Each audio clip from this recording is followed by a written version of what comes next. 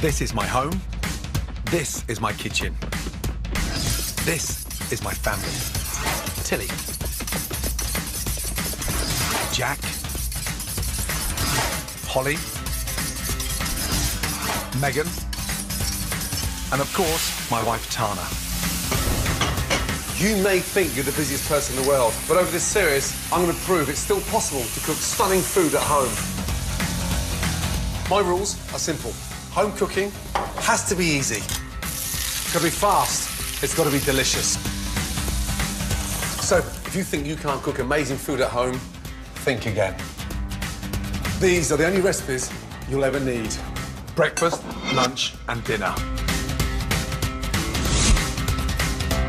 During my career, I've worked in some of the world's best restaurants where every meal is a special occasion. But this type of food isn't that practical at home. With my ultimate food for special occasions, I'll be showing you some stunning dishes guaranteed to knock the socks off anyone. But crucially, these dishes are still really easy to pull off. First up, one of my family's favourite breakfast treats, sumptuous Eggs Benedict with crispy Parma ham. Followed by a dish fit to take centre stage at any special occasion lunch. Luscious grilled lobster served with Bloody Mary linguine. The smell of that chilli and garlic butter is extraordinary. And Jack and I cook up the ultimate unforgettable dinner for a Ramsay clan get-together. It doesn't get more memorable than this. Nice. A superb rare fillet of beef with salsa verde and baked new potatoes with an indulgent twist. No, just showing off. And for dessert, an amazing chocolate and pistachio semi-fredo. Oh, she's gorgeous. These are my ultimate recipes for a special occasion breakfast, lunch and dinner. Kicking things off with a beautiful breakfast of Eggs Benedict with crispy Parma ham.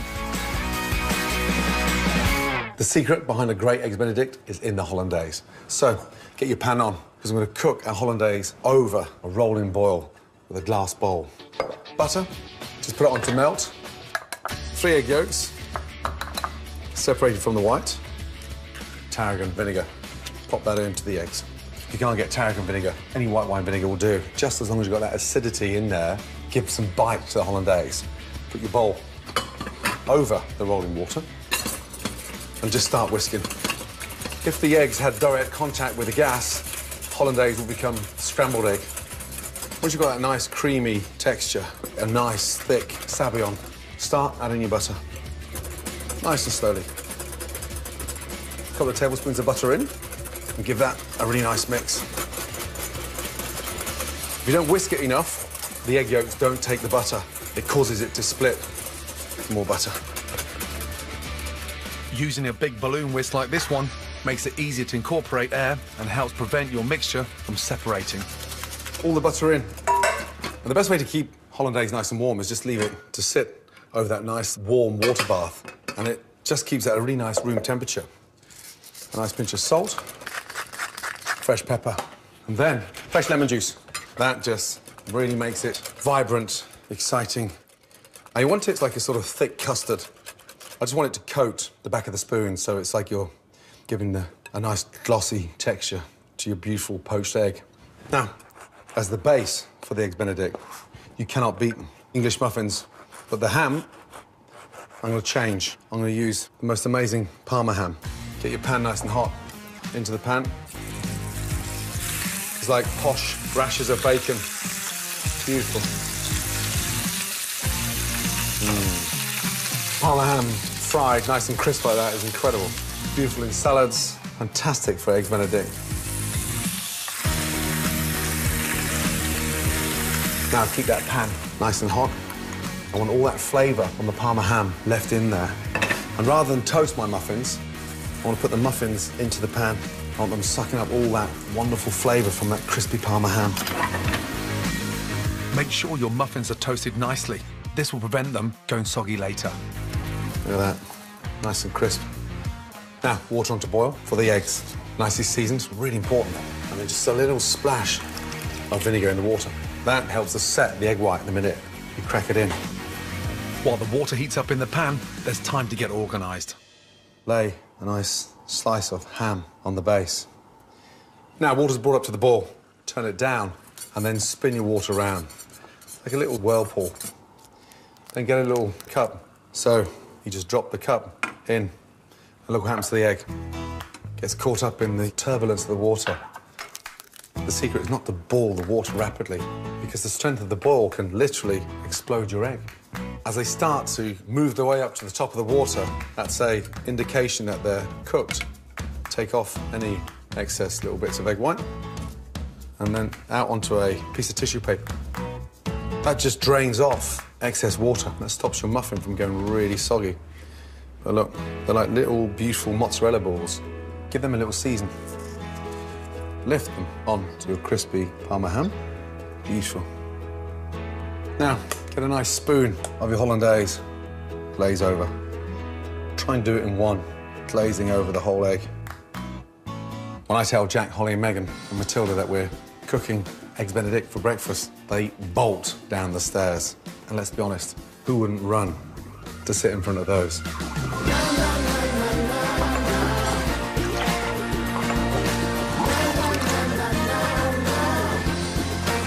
A special occasion breakfast that would make anyone feel spoilt. Eggs Benedict with crispy Parma ham. Beauties.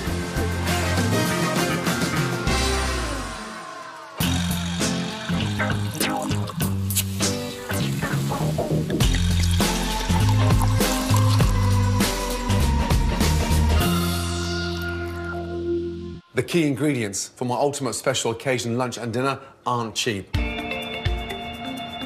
To make sure you get the best value when you go out shopping, here's a closer look at them. First up for lunch, I'll be using one of the world's ultimate luxury foods, lobsters. Not cheap, but they're sure to impress.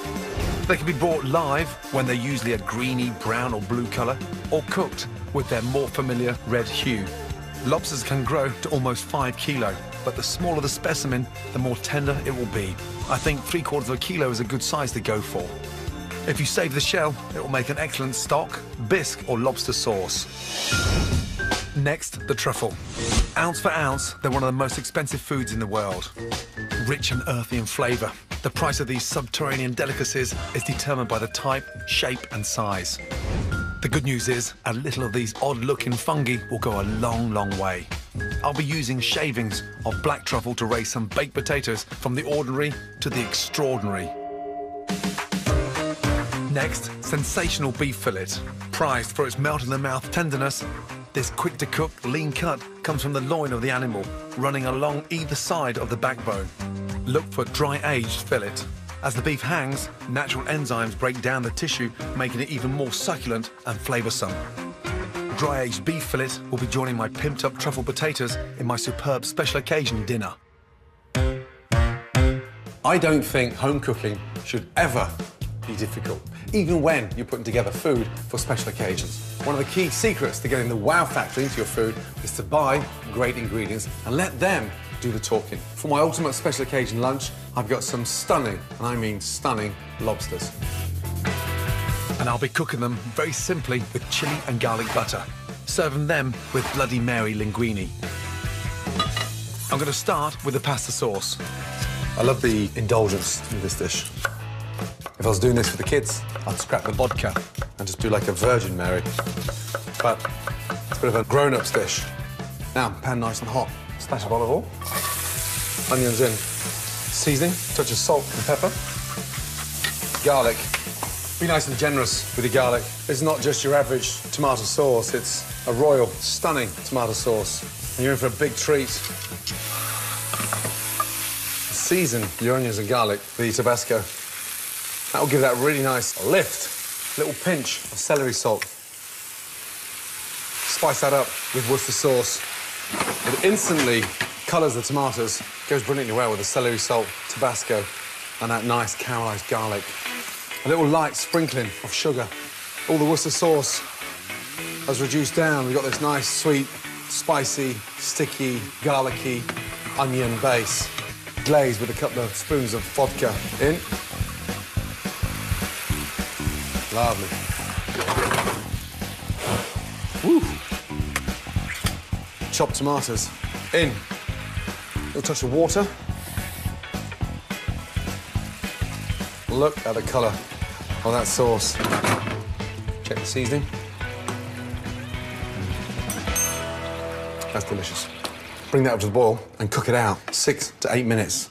Reduce it down slowly. Turn down the gas and let that simmer. With my sauce simmering, I can move on to a delicious breadcrumb topping to dress my linguine. I'm gonna fry off my breadcrumbs. Get them nice and crispy, but don't put too much oil in there. Otherwise, the bread will just absorb it and they become greasy. Beautifully season them, and they go really nice and golden brown. 30 seconds before they come out, flat leaf parsley. Roll that through your breadcrumbs. And that is going to finish the linguine on top. You can hear how crispy they are. Before I cook the linguine, I'm going to make the chili butter that will flavour my lobster. Get your chilli and slice it. I want to take advantage of all those seeds. Chilli in, touch of salt, a nice clove of garlic, and here's some parsley. Start breaking that down, but I'm looking for a lovely garlic chilli paste, exactly like that. Now, don't overdo it with the butter. Herb butters are a great way to flavour fish and meat. They can be used as a stuffing in dishes like chicken Kiev, or added towards the end of a dish as a delicious glaze. Lobsters, they're already cooked, so firmly place the lobster flat on your board. There's a little crisscross here, line there and a line going across. Put the point of the knife in and just push through the head. Turn the lobster around, cut through the lobster. Snap the legs off, snap the claws off. Just get the back of your knife, crack them. Spread that beautiful butter on. Go into the heads as well. And then the claws, take off bits of the shell and get little bits of butter in there. This can be done way in advance. For me, the longer that chili butter sits on top of that lobster, the better the flavour, especially when they hit the grill. While my lobster firms up in the fridge, I can finish cooking my linguine. Water brought up to the boil, seasoned nicely, and a little touch of olive oil. Now, linguine in first. That's going to take the longest, 8 to 10 minutes. In, and as the linguine starts softening at the bottom, just gently turn that around. Always wait till the linguine is nice and soft. That way you don't break those nice strands. Give that a good mix. Get your lid back on. And bring that to the boil rapidly. After 8 to 10 minutes, my linguine should be perfect. You want it al dente, slightly firm. Not too chewy. Absolutely spot on. Drain that into a colander. Shake a little bit of water from the pasta into my sauce. In she goes. Start twisting the linguine around. I want that Bloody Mary spicing up the linguine. Always hold up the centre of the pan first and place it onto the plate. Let go of that nice big lump. By doing this, you'll get a mountainous pile of spaghetti with more body. Then generously cover that with your crispy breadcrumbs. Absolutely beautiful. Last but not least, I need to cook my chilled herb-buttered lobsters on a smoking hot griddle. That butter's gotten really nice and firm, so the idea is slapping that down and grilling. The smell of that chili and garlic butter is extraordinary. Because the lobster's cooked, all you're doing is grilling that delicious, spicy chili butter. You just want that mark of the char quickly on the lobster. Turn that over. Smell is incredible. Now, get that on.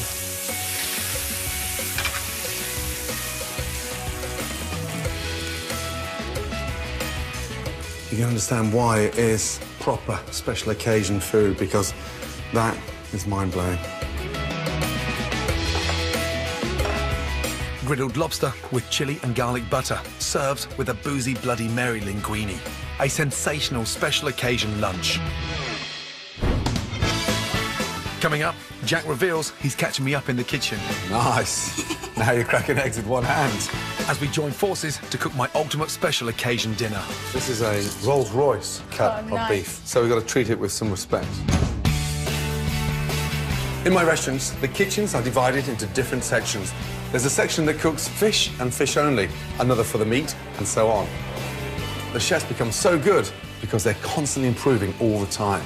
Practice makes perfect. So, if you get a chance, give my ultimate special occasion dinner a trial run before you cook it on your big night. On the menu is a succulent rare beef fillet with salsa verde, served with roasted truffle new potatoes. The dish is designed to make your special occasion one to remember. And to end our Ramsay get-together with a bang. I've enlisted willing sous chef Jack to help me make a sublime chocolate and pistachio semi-fredo. Now, I know you love chocolate, right? Yes. We'll break this up so it melts nice and evenly. Right, that goes over bain-marie. You can't put the chocolate in direct contact with the gas. Yeah. OK, otherwise it will split. Crack 4 eggs in there for me, please, one. Of course. Hold one like that on the side, and then your fingers in and pull out. OK. Good. Nice. Now you're cracking eggs with one hand. Hey. Nice one. I need some mussels, OK? Start whisking, and I'll fold in a bit of sugar. Come on. Let's do 30 seconds each. Ready? OK. Come on, Jack. Give it some 13-year-old welly. Come on, some mussels. 10 seconds to go. 9, 8, 7, 6, 5, 4, 3, 2, 1. Right, here we go. Your turn with sugar. Let's go. You see, the secret to whisking vigorously is changing hands every 10 seconds. Yep. Now I'm going to stir the chocolate. I'll stir that for you. No, watch me. No, just showing off. No, just showing off. Now, the secret behind this is getting it really nice and thick, and that's like a sabayon, OK? Your turn. Come on, change. Again? Yeah, of course. I'll stir the chocolate. Leave that to slightly cool down a touch. From there, cream in. Why putting the cream in separately? Because I'm going to get it nice and thick first. If you start whisking that, I'm going to get in the vanilla. To maximise the flavour from a vanilla bean, cut the pod in half lengthways and scrape out those wonderfully aromatic seeds. For extra flavour, put the pod in as well, but remember to take it out once it's infused. So we've got 3 components. The melted chocolate. Yes. Sugar. Yes. And the eggs, whipped up. And the cream with the vanilla. Next, mix in your melted chocolate with the sugar and egg sabayon. So you've got a nice, rich chocolate ganache. Smell how delicious that is.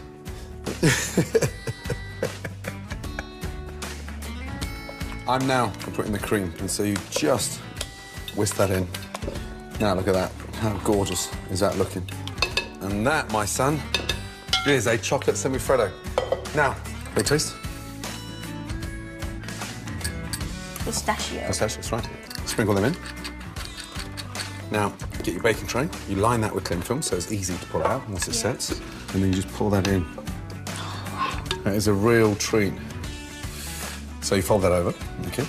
Is this like ice cream in any way? Yeah, as it sets, you slice it, it's like this nice chocolate ice block, delicious. Then put your semi-fredo into the freezer for around 3 hours to set. Right, Jack, get that pan nice and hot. Recognise that? Fillet of beef. This is a Rolls-Royce cut Oh, nice. of beef. So we've got to treat it with some respect, OK? Yeah. Mop up all that seasoning Yeah. into the pan and get that really nice and hot.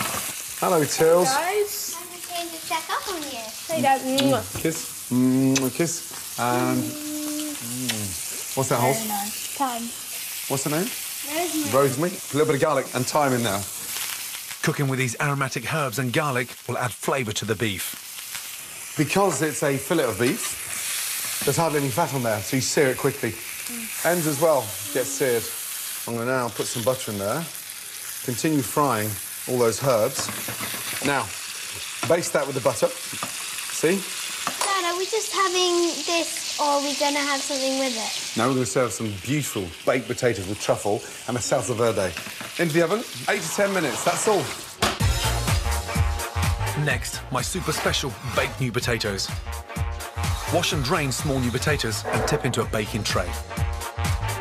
Drizzle with olive oil, then season with a touch of salt and freshly ground black pepper. Place into an oven preheated at 180 degrees Celsius and bake for 35 minutes until crisp on the outside and soft all the way through. Transfer to your serving dish and grate over fresh Parmesan cheese. Last but not least, shave gorgeous, earthy black truffle slithers onto the cheesy potatoes. Baked new potatoes with a lavish twist. Indulgent, but couldn't be simpler to make. Right, salsa verde. Anchovies. A little touch of anchovy oil in there, okay? I love anchovies. After that, we've got some capers. Garlic in with the anchovies and the capers, okay? A touch of salt. Why only a touch? Because you got the salt from the anchovies already. That's right. Well done, Holes. Dijon mustard. Sherry vinegar. Give that a nice mix. And now, this is where it starts to go to a completely different level. Some fresh mint and some fresh parsley. I want half of it in there pureed.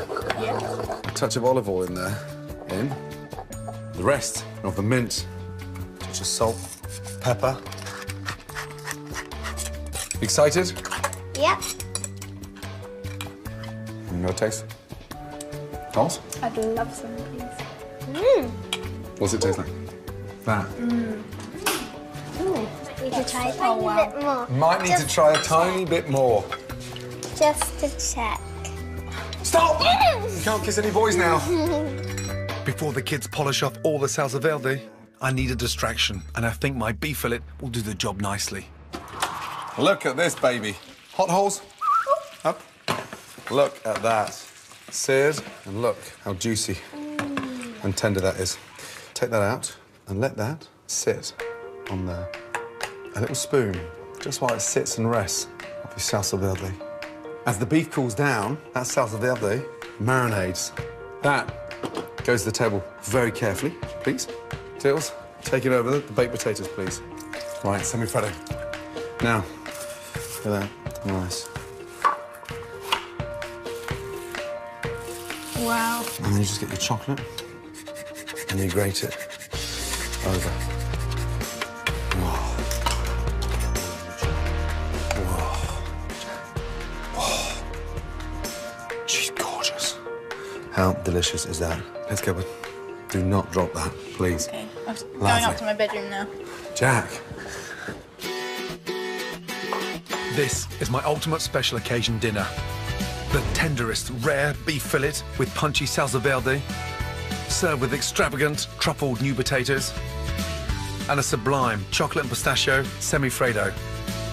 It's always a special occasion in our house when my wonderful mum and her husband Jimmy turn up for dinner. Sit down, guys, please. Oh, that sauce just finishes off, doesn't it? Salsa verde, say it, Mum. No. Sal. Sa. Verde. De. Salsa verde. Yeah, yummy! This is a definite special occasion. Cheers, Nan. Cheers, Nan. Nice to see you. To collect selected recipes from the show, go to my scrapbook at channel4.com/Gordon. Even the team are in danger when floating bodies turn up. Marvel's Agents of S.H.I.E.L.D. returns tonight at 8 here on 4. Next today, John Wright goes berry picking, but not to bake pies. River Cottage Bites.